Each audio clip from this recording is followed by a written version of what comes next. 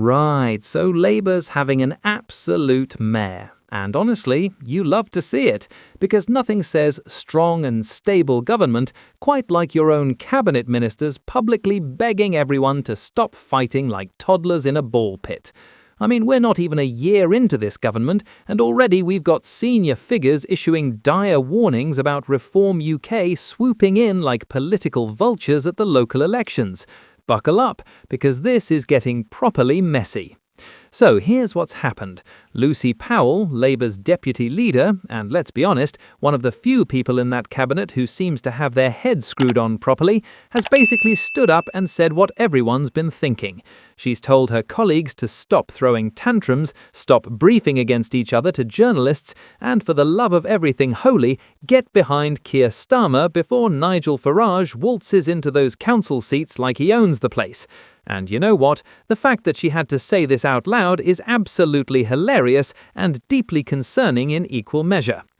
Powell's gone full head teacher mode, hasn't she? Writing in the Mirror, appearing on Radio 4, basically doing the rounds telling Labour MPs to behave themselves.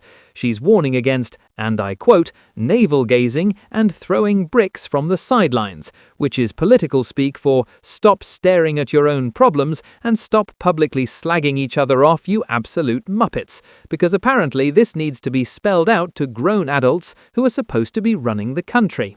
And here's the kicker. She's not wrong, is she? Because while Labour's been having its little internal drama fest, Reform UK has been quietly, methodically building support.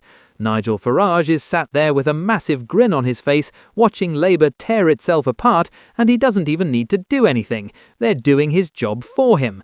It's like watching someone lose at chess because they kept knocking over their own pieces. Brilliant television, terrible governance.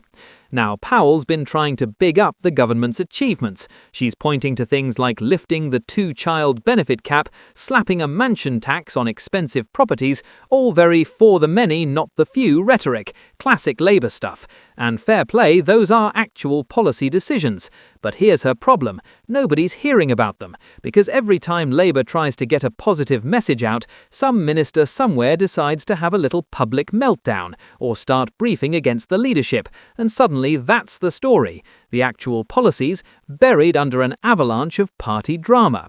Powell's absolutely fuming about this, and you can tell. She said, "I get as frustrated as the next person when this isn't the story people get to hear, but cutting through the noise and sharing our message is made all the harder when we hang out our dirty laundry for all to see."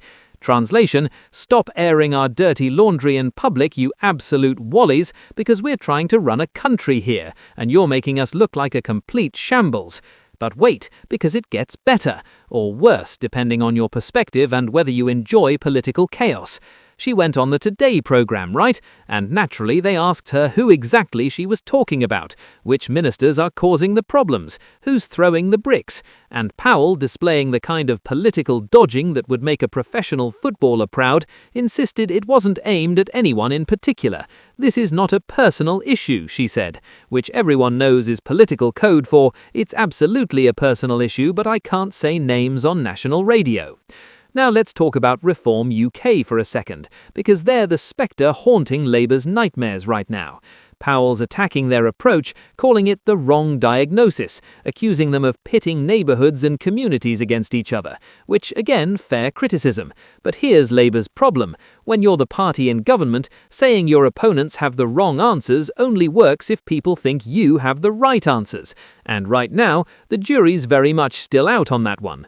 The local elections in May are absolutely crucial. We're talking numerous councils across England, and Labour knows, everyone knows, that if Reform makes significant gains, the vultures will start circling Starmer faster than you can say leadership challenge.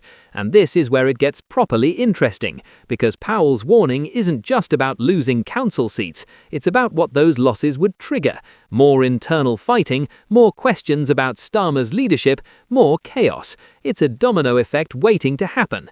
And speaking of internal tensions, let's talk about Wes Streeting, shall we? Because he's been causing all sorts of headaches recently. The Health Secretary decided to have a bit of a moment, criticising the government's technocratic approach, warning they risk being seen as just the maintenance department for the country. Now, Wes has got form for this. Only weeks before, he was facing accusations of plotting against Starmer. He's denied it, obviously. He's ruled out any leadership bid. He said his comments weren't personal. But here's the thing about politics. When you publicly criticize your own government's approach while simultaneously having to deny you're plotting against the boss, people tend to read between the lines.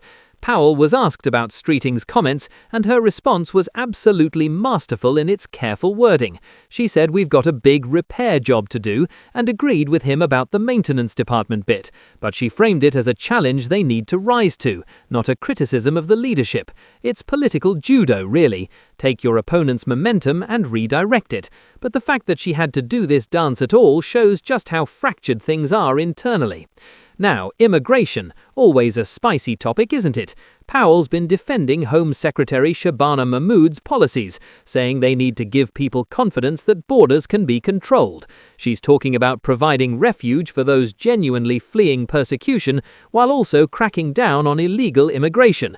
It's classic Labour trying to occupy the middle ground. Not too soft, not too hard, just right.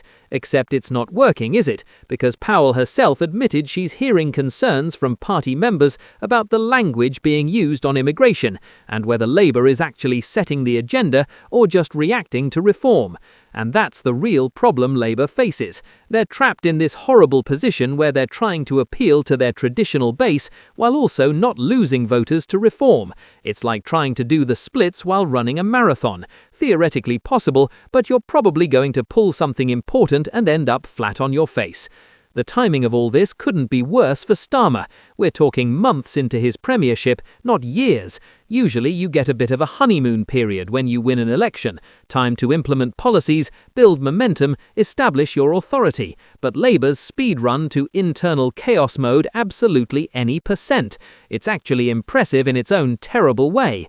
They've managed to create the kind of internal divisions that normally take years to develop, and they've done it in record time.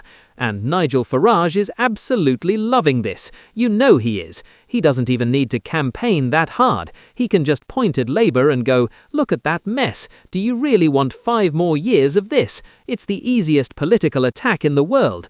Reform doesn't need sophisticated policy papers or detailed manifestos. They just need to not be Labour right now. And that's apparently enough. Powell's plea for unity is essentially a last-ditch attempt to get everyone rowing in the same direction before the local elections become an absolute disaster. But here's the brutal truth. Unity can't be demanded. It can't be ordered. It has to be earned. And right now, Starmer's struggling to earn it. When your own cabinet ministers are publicly criticising your approach, when you've got to deny plotting rumours every other week, when your deputy leader has to literally write newspaper articles begging people to stop fighting, you've got a leadership problem. The local elections in May are going to be absolutely fascinating to watch. If Labour holds steady, Powell looks like a genius for rallying the troops. If reform makes significant gains, well, buckle up for leadership speculation to go into absolute overdrive. We're talking full-blown crisis mode, emergency meetings, leaked memos, anonymous briefings, the whole circus. And let's be real for a second. The British public is watching all this unfold. They're seeing a government that can't even keep their own house in order, let alone run the country. They're seeing ministers contradicting each other, internal fights spilling into public view, and a party that seems more interested in fighting itself than serving the people who voted for them. It's not exactly inspiring confidence, is it?